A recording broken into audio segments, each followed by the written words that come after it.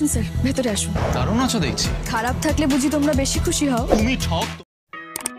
এই মুহূর্তে জি বাংলার পর্দায় যে সমস্ত ধারাবাহিকগুলি সম্প্রচারিত হচ্ছে তার মধ্যে অন্যতম স্থান দখল করে রয়েছে মিটিঝোড়া ধারাবাহিক। শক্তিশালী প্রতিপক্ষ থাকায় তাড়াতাড়ি টিআরপিতে জায়গা করতে না পারলেও একটু একটু করে টিআরপি এবং দর্শকদের মনে জায়গা করছে এই মেগা। এই ধারাবাহিকের গল্প অনুযায়ী বর্তমান ধারাবাহিকের নায়িকা রায়ের ভালোবাসা সূর্যের সাথে বিয়ে হয়েছে নীলুর, অর্থাৎ নায়িকার বোনের। কিন্তু নীলু কিছুতেই নিজের দিদিকে সহ্য করতে পারছে না। সে কোনো না কোনো ভাবে দিদিকে নিজের জীবন থেকে সম্পূর্ণভাবে সরিয়ে ফেলতে চায়। সেটা করতে গিয়ে এবং সূর্যের আরো কাছাকাছি আসতে গিয়ে মা হওয়ার মিথ্যে নাটক শুরু করে। অন্যদিকে রায় পরিবারের বড় মেয়ে হিসাবে এই পরিবারের হাল শক্ত করে ধরতে অনেক চেষ্টা করে। চাকরি করে পরিবারের আর্থিক কষ্ট দূর করাই এখন রায়ের জীবনে একমাত্র এবং প্রধান লক্ষ্য। সে নিজের বাড়িতে একটুও সম্মান পায় না, কিন্তু তারপরেও নিজের দায়িত্ব পালনের এতটুকুও খামতি রাখে না রায়। আর এই চাকরির সূত্রেই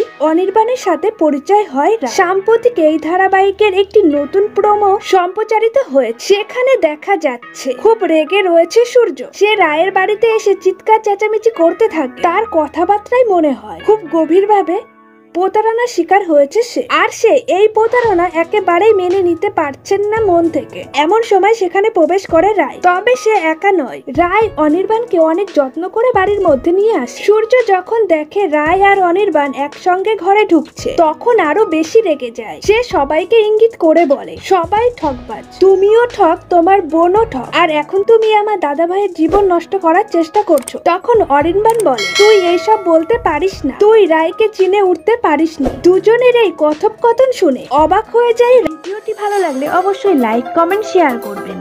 ডেইলি নিত্য নতুন ভিডিও পেতে ছায়াছবির জগৎ চ্যানেলটিকে সাবস্ক্রাইব করতে ভুলবেন না।